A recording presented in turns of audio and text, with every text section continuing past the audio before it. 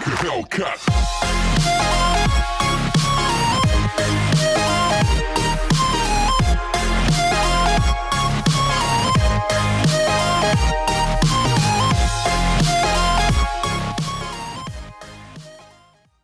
Halo, assalamualaikum warahmatullahi wabarakatuh.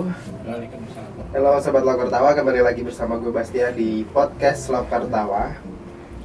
Seperti biasa kita akan mendengarkan keluh kesah pengalaman dari seseorang yang menurut kita pantas untuk dijadikan narasumber.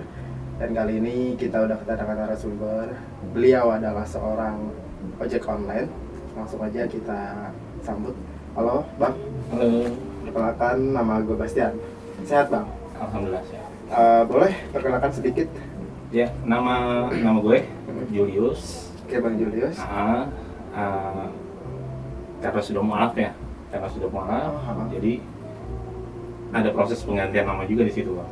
Tadinya Julius. Tadi Julius. Sekarang Muhammad Irfan Julianto. Gitu. Dan profesi sekarang tukang ojek online aja. Oke, ojek online sudah berapa tahun? Udah 4 tahun. Udah 4 tahun. 4 tahun. Oke, suka dukanya apa sih? Coba ceritakan dulu. Suka duka apa nih Dari profesinya sebagai ojek online. Satu, sekarang karena begitu banyak persaingan, Bang ya. Jadi orderan agak susah juga. Kemudian yang penghasilan juga menurun kan begitu. Nah, terus kita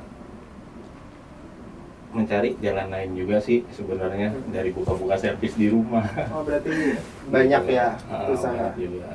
Terus ini kan Bang Julius mualaf ya? Iya. Awal mulanya jadi mualaf tuh gimana sih? Apa ada dorongan dari yang lain atau gitu? Enggak juga, sebenarnya gini, Bang. Awalnya dari kecil saya sudah seperti mendapat mendapat hidayah. Yang namanya orang Nasrani, mohon maaf ya. Yang namanya orang Nasrani itu kan dia biasa makan makanan yang dilarang oleh agama Islam kan. Iya, betul. Pada saat itu juga waktu saya kecil, setiap makan yang begitu gitu tuh otomatis menolak. Oh, berarti kayak misalnya mau makan babi gitu. Makan babi, anjing, itu pasti muntah lagi. Itu nanti keluar lagi, nggak masuk. Terus? Nah, seiring berjalannya waktu, saya terbentuk oleh lingkungan. Nah, jadi lingkungan saya sekolah dulu, itu setiap hari itu mengadakan yang namanya sholat malam. Dan di situ saya mulai belajar mengenal lebih jauh tentang Islam juga. Nah, sudah itu perjalanan mualaf saya ini seolah-olah memang ditunjukkan sama Allah, Mas. Jadi ini saya flashback sedikit dari ketujuh anak ibu saya. Mungkin saya salah satu anak yang paling durhaka. Tidak jarang saya sempat berantem sama ibu, itu mengeluarkan kata-kata kasar, keluar kata hewan, anjing, apa segala macam. Sampai pada satu ketika ibu saya pernah berkata yang tidak akan saya lupa sampai saya mati. Ibu saya bilang, "Gue cabut surga gue dari lu." Coba bayang. Kalau orang tua cewek udah ngomong kayak gitu, Bang. Gue cabut surga gue dari lu. Itu posisi abang udah jadi muslim? Udah. Nah, itu posisi. Berarti mualaf itu masih kecil? Enggak, saya kelas 3 STM. Oh, udah kelas 3 STM. Dulu kalau saya ribut sama orang tua tuh kata-kata kasar itu selalu keluar gitu, tanpa bisa saya rem. Nah, ketika ibu saya ngomong seperti itu, gue cabut surga gue dari lu. Itu terus terang, Mas, yang namanya rezeki, yang namanya kita usaha kayak apapun buntu. Seret. Sampai pada satu ketika saya ada kesempatan untuk bekerja yang jauh dari negara sendiri, dari rumah sendiri, dari keluarga sendiri. Saya mendapat kesempatan untuk kerja di kapal. Nah, pada saat itu Saya subuh bangun, hal pertama yang saya lakukan adalah sholat subuh. Saya bangunkan ibu saya cuci kakinya saya cuci. Sebenarnya saya mau cerita ini, Mas. Ini nggak apa-apa. Sedih. Itu inti Jadi, kayak minta maaf gitu ya. Jadi saya ngomong sama ibu saya nggak tahu umur saya sampai di mana. Saya nggak ingin apa-apa dari ibu. Saya nggak ingin bekal. Yang saya pengen surga saya tolong kembalikan.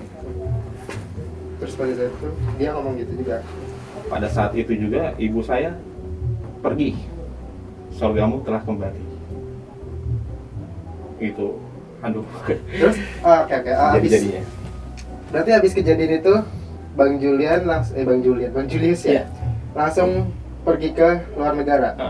Negara pertama yang saya kunjungi Uruguay. Nah. Itu profesinya pelayaran. Iya, pelayaran.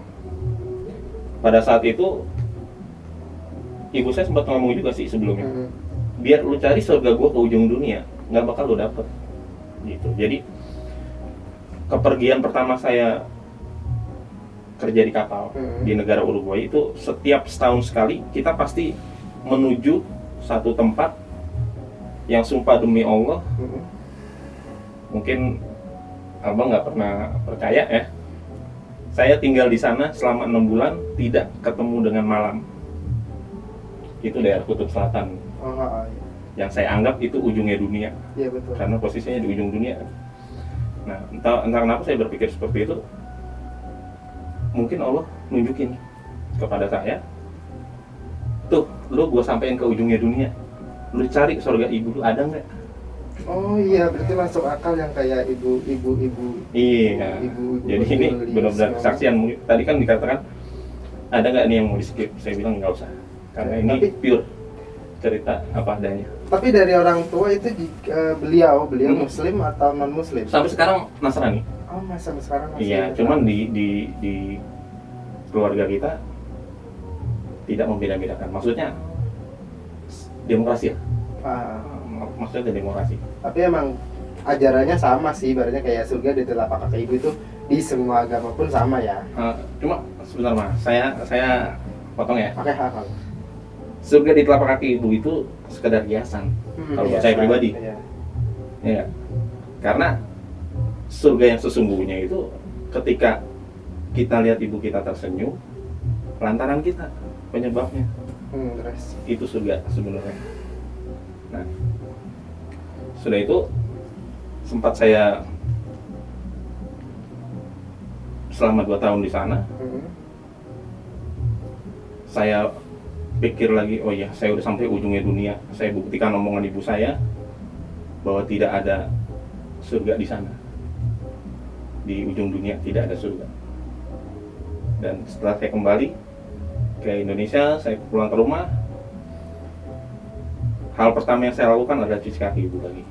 Saya cuci kaki ibu, saya ngomong, saya udah sampai ujungnya dunia. Benar yang ibu katakan bahwa di sana tidak ada surga seorang ibu. selama berapa tahun? Selama 2 tahun kan. Untuk proses kerjanya kontraknya 2 tahun. Cuma untuk operasi di Kutub Selatan kita 6 bulan. Dan di sana tidak pernah ketemu malam. Kalau malam tuh sekedar mendung gitu aja Mas. Iya. Kayak senja ya. Senja. Jadi nggak pernah kita ketemu malam di sana. Berarti tapi kalau untuk tanggapan dari keluarga Bang Julius sendiri berarti emang nggak mempermasalahkan ya? Nggak. Nah, misal maaf lo jadi Muslim juga nggak masalah gitu kan? Nggak. Jadi yang penting lu jalani yang benar. Semua agama benar tergantung orang yang jalani. Terus berarti mualaf sudah hampir 10 tahunan lebih? Lebih Mas, lebih. Sekitar 20-an, 20 Udah 20 tahun, berarti udah banyak hikmah lah yang diambil semenjak jadi mualaf.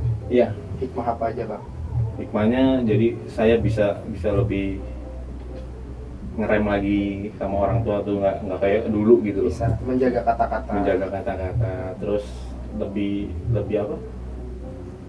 Lebih untuk melihat ke bawah, dalam arti kata gini Mas. Saya pernah merasakan gaji yang lumayan. Iya. Saya pernah merasakan gaji yang lumayan. Tapi di situ saya jadi lupa sama teman-teman saya juga. Jadi ketika saya waktu itu dikasih kesempatan Allah untuk jadi lebih gitu, naik tingkat, tapi saya lupa sama yang di bawah, sama teman-teman saya yang dulu selalu ada. Jadi saat ini yang hikmah yang saya ambil, saya ingin kembali lagi seperti yang dulu. Jadi mulai masuk ke teman-teman lagi, mulai ke lingkup lagi lah, ke kegiatan-kegiatan sosial kayak gitu. Tapi maaf, sekarang orang tua masih ada? Masih. Kalau bapak udah almarhum, kebetulan baru kemarin bulan 10 tahun 2019. Terus udah berkeluarga? Saya udah. Alhamdulillah. Anak 3. Udah anaknya 3. Udah 3. Mau nanya dong mas, Iya. waktu kerja ke Kutub Utara gitu, itu sebenarnya Kutub Selatan ya? Iya, iya. Itu di sono kan pelayaran, itu maksudnya kapal apa sih? Kapal ikan, apa kapal tongkang, apa kapal apa? Kapal ikan. Oh, kapal ikan. Nah, jadi dalam setahun kita pasti ke sana selama 6 bulan. Nah, itu udah nyari ikan itu ya? ya itu dinginnya minta ampun mas. Jadi titik beku, misalkan titik beku es 0 derajat ya, di sana bisa lebih min 15. Jadi kalau kita bikin kopi dijamin 2 menit gitu, itu nggak bisa dibalik, Udah dingin. udah jadi es batu. Berarti tidurnya di kapal kan? Iya, udah tidur di kapal. Ya untungnya sih dulu masih ke bagian hangat karena saya bagian engine. Oh, iya. Masih ke bagian hangat juga. Oke, terus saat ini kan profesinya ojol ya? Iya. Online. Aja Tapi nyaman? nyaman. Jadi gini mas, saya sering posting di boleh sebut sosial media. Nggak apa-apa. Sosial media. Saya pernah posting di Facebook Ah, dengan atribut ojol ya. Jadi teman-teman saya yang di kapal dulu, dia bilang nih, Bang, kok lu jauh banget sih banding setirnya dari dunia pelayaran. laut yang lumayan sampai lu jadi ojol sekarang. Kenapa bang katanya? Saya cuma jawab, Bang, lu ngasih makan gua nggak? Enggak, ya udah lu jangan rewel.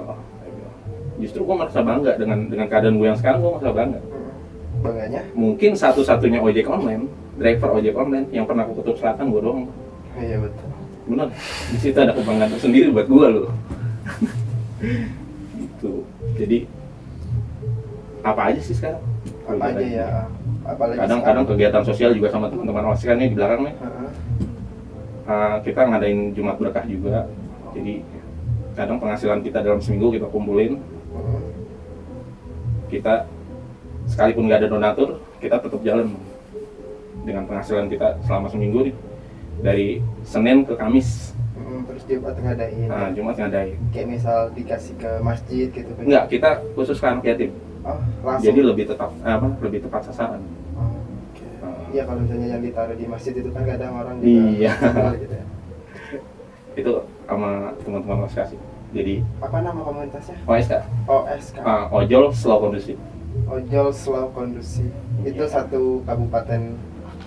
Kebetulan yang namanya Bang Ade Ah, itu teman saya SD. Nah nanti dia saksinya waktu saya jadi seorang Kristiani juga, dia jadi saksi karena dia teman SD saya. Banyak juga sih Bang kegiatan-kegiatan selain Jumat Berkah gitu, kita bikin konten buat nyari-nyari juga gitu. Buat nyari-nyari juga. Ada satu lagi tuh yang Bang Amit, namanya Amit sekali. Dari hasil dari sosmednya dia, sebagian juga pasti disalurin untuk acara Jumat Berkah, berarti kegiatan sosial. komunitas OSK ini juga punya channel YouTube. Kebetulan kemarin baru bikin juga. baru bikin juga. Pendapatan dari yang lain ya, Instagram atau apa gitu. Iya. Oke, terus awal terbentuknya komunitas OSK itu apa? Jadi ya